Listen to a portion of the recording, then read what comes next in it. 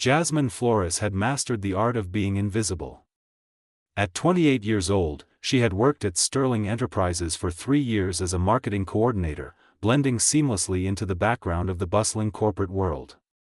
She arrived early, completed her tasks efficiently, and left without fanfare. This wasn't because she lacked ambition or talent.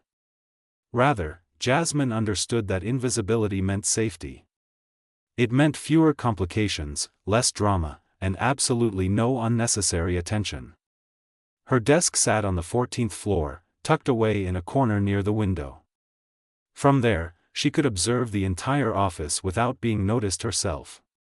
She watched her colleagues navigate office politics, witnessed countless workplace romances bloom and crash, and learned valuable lessons about what not to do in a professional environment. The man who lived in a different world. Dominic Sterling was everything Jasmine wasn't. At 34, he commanded every room he entered with effortless confidence. As the CEO of Sterling Enterprises, he had built his family's modest investment firm into a billion-dollar empire. His tailored suits, sharp jawline, and piercing green eyes made him the subject of constant office gossip. But what fascinated Jasmine most wasn't his appearance or wealth. It was the loneliness she sometimes glimpsed behind his professional mask. During late nights when she worked overtime, she'd see him alone in his office, staring out at the city lights with an expression that seemed almost sad. Those moments made him human to her, not just the untouchable CEO everyone else saw. Jasmine had developed a harmless crush on him over the years. She knew it was pointless, ridiculous even. They existed in completely different universes. So she kept her feelings locked away, content to admire him from afar while focusing on her career. The lunch that started everything. It began on an ordinary Tuesday afternoon in the company cafeteria. Jasmine sat with her usual group of colleagues from the marketing department. The conversation had drifted toward weekend plans and personal lives, as it often did during lunch breaks. "Jasmine, you never talk about dating," remarked Claire, one of her coworkers, with a friendly smile. "Are you seeing anyone special?" Jasmine shook her head, taking a bite of her salad to avoid elaborating. "Come on, there must be someone," pressed Trevor from accounting, who had joined their table. "A woman as smart and pretty as you? I don't believe you're single." The teasing continued, growing more persistent. Jasmine felt her cheeks warming with embarrassment. Her colleagues meant well, but their curiosity felt invasive. She needed to deflect the conversation quickly. "Actually," Jasmine heard herself say, "I am seeing someone." The words escaped before her brain could stop them. The table erupted with excitement and surprise. "What? Who is he? How long has this been going on? Why didn't you tell us?" Jasmine scrambled for a response, her mind racing. "It's new. We're keeping it private for now." "Is he someone from the office?" Claire asked, leaning forward with gleaming eyes. Jasmine should have said no. She should have claimed he worked somewhere else, anywhere else. But panic made her tongue clumsy. "Yes, actually. Someone here." The gasps around the table made her realize her mistake immediately. "Who is it? You have to tell us. Is it someone from marketing? Finance?" Jasmine's mind went blank. She couldn't think of a single believable name. Her eyes darted around the cafeteria desperately, searching for an escape from this conversation. That's when she saw him. Dominic Sterling had just entered the cafeteria, heading toward the coffee station at the far end. He looked preoccupied, probably thinking about some important business matter. "Is it someone important?" Trevor asked with a mischievous grin. Before Jasmine could respond, Claire suddenly gasped and pointed across the room. "Oh my God, is it him? Is it Dominic Sterling?" The entire table turned to look at their CEO.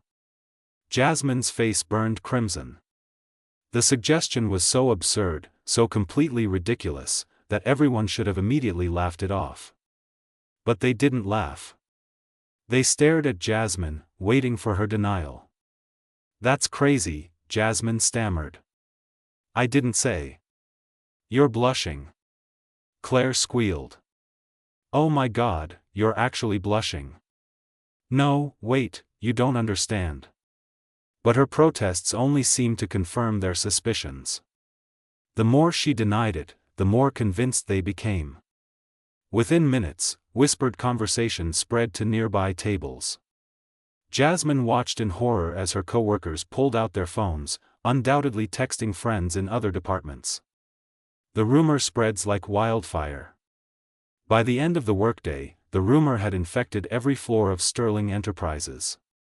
Jasmine could feel eyes following her as she walked to the elevator. Colleagues she barely knew gave her knowing smiles. Someone from Human Resources actually winked at her. Her phone buzzed constantly with messages from friends demanding details. Jasmine tried to explain the misunderstanding, but her explanations only made things worse. People interpreted her denials as attempts to protect a secret relationship. That evening, alone in her apartment, Jasmine contemplated her options. She could go to Dominic directly and explain everything, but the thought of facing him made her stomach twist with anxiety.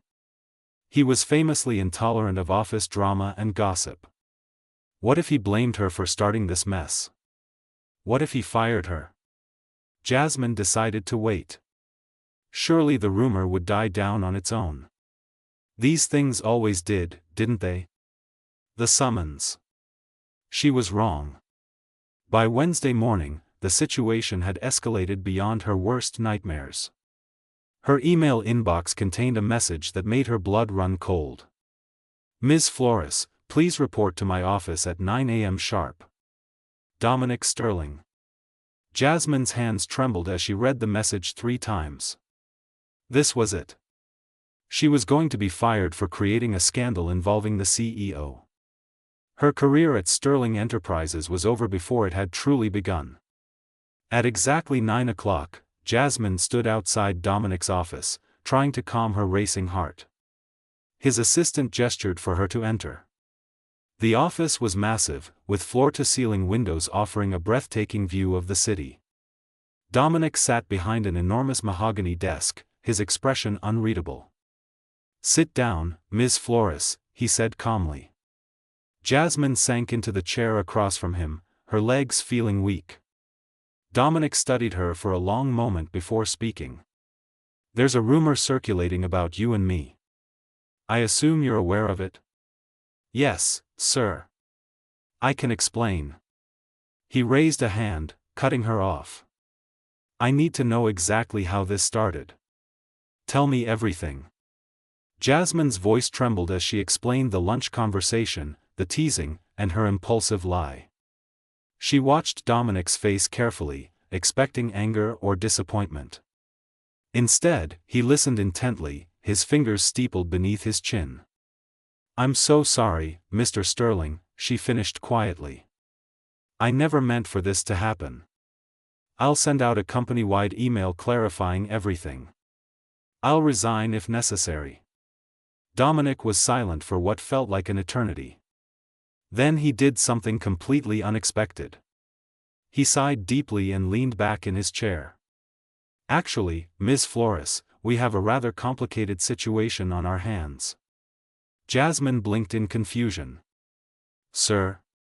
The board of directors has been pressuring me for months to improve my public image, Dominic explained, his tone measured. They believe I'm too focused on work, too private, and lacking the personal stability that investors want to see in a long-term leader. He stood and walked to the window, hands clasped behind his back.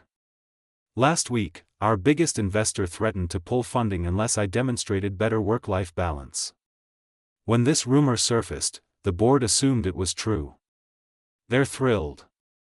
Jasmine felt the color drain from her face. Oh no.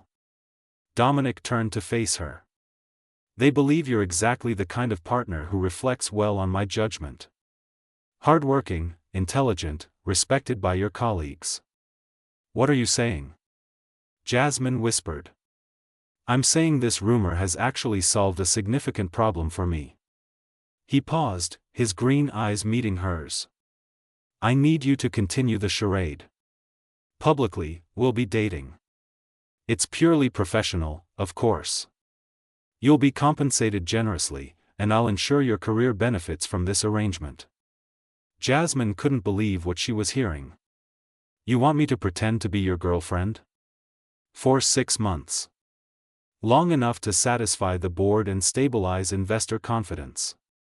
After that, we'll stage an amicable breakup, and you'll be free to return to your normal life with a substantial bonus and my recommendation for any position you desire. The agreement begins. After a sleepless night of deliberation, Jasmine agreed. Dominic's assistant prepared a contract outlining every detail: public appearances, boundaries, confidentiality clauses, and compensation. It felt surreal signing her name to an agreement about fake dating her boss. Their first public appearance was lunch at an upscale restaurant frequented by business executives. Jasmine wore a dress Dominic's stylist had selected, feeling like an imposter. They sat across from each other, making stilted conversation while cameras discreetly snapped photos. "Relax," Dominic murmured. "You look terrified." "I am terrified," Jasmine admitted. "I'm not good at pretending." "Neither am I," he said, surprising her. "But we'll figure it out together." Over the following weeks, their arrangement developed a rhythm. Dominic picked her up from work 3 times a week. They attended charity galas, networking events, and business dinners. To the outside world, they were the perfect couple, successful, attractive, and clearly devoted to each other. Discovering the real Dominic. But something unexpected began happening. During their staged dates, Jasmine discovered layers to Dominic that contradicted his public persona. He wasn't cold or distant. He was guarded, yes, but also thoughtful and surprisingly funny. One evening after a particularly exhausting gala, they sat in his car in comfortable silence. Dominic loosened his tie and sighed. "Thank you for tonight," he said quietly. "I know these events are draining. Honestly, I'm starting to enjoy them," Jasmine admitted. "When I'm with you, I feel less anxious." Dominic looked at her with an expression she couldn't quite read. "I feel the same way." The moment stretched between them, charged with something neither acknowledged. Their arrangement required occasional physical affection for authenticity. Hand-holding became natural. Dominic's hand on her lower back felt comfortable rather than awkward. When he tucked a strand of hair behind her ear at a business dinner, Jasmine's heart raced in a way that had nothing to do with pretending. Meeting the family. The real test came when Dominic's mother insisted on meeting Jasmine. Catherine Sterling was elegant, sharp-eyed, and clearly skeptical of her son's sudden romance. Over dinner at the Sterling family estate, Catherine interrogated Jasmine with polite but probing questions. Jasmine answered honestly about her background, her work, and her values. She didn't try to impress or embellish. As the evening ended, Catherine pulled Jasmine aside. "You're different from the women Dominic usually avoids," she said with a slight smile. "I like you. Don't let him mess this up." Jasmine felt guilty accepting Catherine's approval based on a lie, but she simply smiled and thanked her. In the car afterward, Dominic seemed relieved. "She liked you. My mother never likes anyone." "I liked her too," Jasmine said honestly. "She reminds me of you, actually. Tough exterior, but caring underneath." Dominic glanced at her with surprise. "No one's ever said that about me before." The night everything changed. The turning point came at the annual Sterling Enterprises charity gala. Jasmine wore a stunning navy gown, and Dominic couldn't seem to take his eyes off her. They danced together under crystal chandeliers, his hand firm on her waist. "You're staring," Jasmine whispered. "I know," Dominic replied, not looking away. "I can't help it." The music swelled around them, and the world seemed to fade. For a moment, Jasmine forgot they were pretending. The way Dominic held her, the intensity in his eyes, it felt achingly real. Later, overwhelmed by the crowd and her confusing feelings, Jasmine stepped onto a quiet balcony for air. Dominic found her there, his jacket draped over his arm. "Are you all right?" he asked, genuine concern in his voice. "I'm fine. Just needed a moment." He moved closer, draping his jacket around her shoulders against the cool evening breeze. "Jasmine, I need to tell you something." Her breath caught. "What is it?" "This arrangement, it's become complicated for me." His voice was low, almost vulnerable. "Somewhere along the way, the lines blurred. I find myself looking forward to our time together. Not because of the board or the investors, but because I genuinely enjoy being with you." Jasmine's heart hammered in her chest. "Dominic. I know this wasn't part of our agreement," he continued, his hand reaching up to gently cup her cheek. "And I know it's probably the worst possible timing, but I need you to know that what I feel for you is real." Before she could respond, he leaned in slowly, giving her every opportunity to pull away. But Jasmine didn't want to pull away. She wanted this more than she'd wanted anything. Their lips met in a kiss that was tender, passionate, and utterly genuine. When they finally broke apart, both were breathless. "This is real," Jasmine whispered. "For me too. It's been real for weeks now." Dominic smiled, a true, unguarded smile she'd never seen before. "Then maybe we should stop pretending and make this official." "What about the contract?" "Forget the contract," he said, pulling her close again.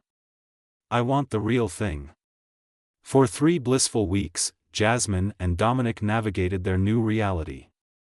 What had started as a business arrangement had transformed into something beautifully genuine. They kept their true relationship private, honoring the original agreement's timeline while allowing themselves to explore their feelings behind closed doors. But happiness built on secrets rarely lasts forever.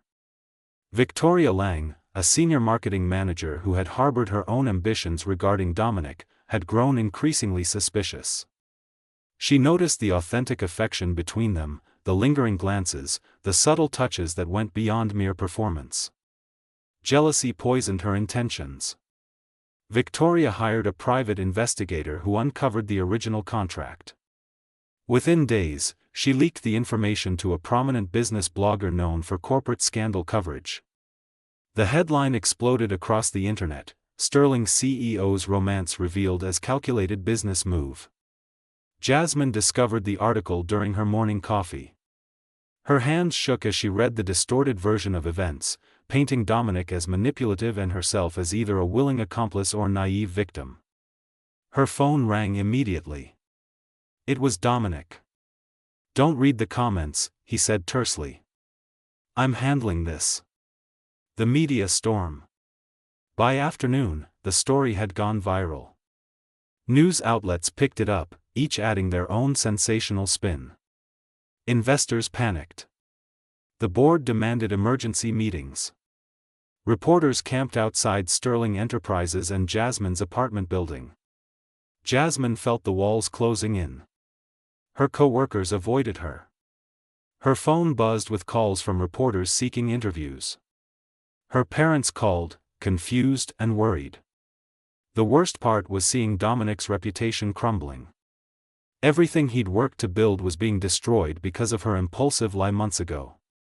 The sacrifice. That evening, Jasmine made her decision. She drafted a resignation letter and a public statement taking full responsibility. She would claim the entire arrangement was her idea, that she'd manipulated the situation, and that Dominic had only tried to minimize the damage to the company. Before she could send it, Dominic appeared at her door. His tie was loosened, exhaustion evident in his features. "Don't," he said simply. "I know what you're planning, and I won't let you do it. Dominic, this is my fault. I can fix it by destroying your own reputation? By lying about what happened between us?" He stepped inside, closing the door behind him. "No. I won't allow you to sacrifice yourself for me." Jasmine's eyes filled with tears. "Your company is suffering. The board might remove you. Everything you've built means nothing without you, Dominic interrupted, taking her hands in his. I've spent my entire life building walls, protecting myself, prioritizing business over everything else. Then you stumbled into my life with your honesty and kindness, and those walls came down. I'm not losing you to save my reputation. The public declaration. The next morning, Dominic called a press conference. Jasmine begged him to reconsider, but he was resolute. Standing before dozens of cameras and reporters, Dominic Sterling did something he'd never done before. He shared his truth without armor or pretense. The reports about a contractual arrangement are accurate, he began, his voice steady. What began as a misunderstanding evolved into a professional agreement meant to satisfy board concerns about my personal life. That part is true. Reporters shouted questions, but Dominic continued. What those reports fail to mention is what happened after. Jasmine Flores is the most genuine, intelligent, and compassionate person I've ever known. Our arrangement gave me the opportunity to know her, and in knowing her, I fell completely in love with her. Gasps rippled through the crowd. The contract ended weeks ago. What we have now is real, built on mutual respect and genuine affection. If the board cannot accept that, if investors cannot understand that even CEOs are human beings capable of love, then perhaps I'm not the right leader for this company. He looked directly into the cameras. But I refuse to apologize for falling in love. And I refuse to let Jasmine bear the consequences of my decisions. The beginning of something real. The press conference created a different kind of storm. Social media exploded with support. Investors, impressed by Dominic's authenticity and conviction, actually rallied behind him. The board, reading public sentiment, backed down from their threats. That evening, Dominic arrived at Jasmine's apartment with takeout and an exhausted smile. You're completely insane, Jasmine said, pulling him inside. You risked everything. I risked nothing that mattered, Dominic replied, setting down the food and taking her in his arms. I almost lost everything that mattered. There's a difference. They spent the evening talking, laughing, and planning a future built on honesty rather than contracts. No more pretending. No more hiding. Just two people who had found each other in the most unexpected way. I love you, Jasmine whispered against his chest. I love you too, Dominic replied, kissing the top of her head. And this time, the whole world already knows. Their story hadn't ended the way either expected. But sometimes the best endings are the ones you never see coming, the ones that start with a harmless lie and transform into the most honest love you've ever known.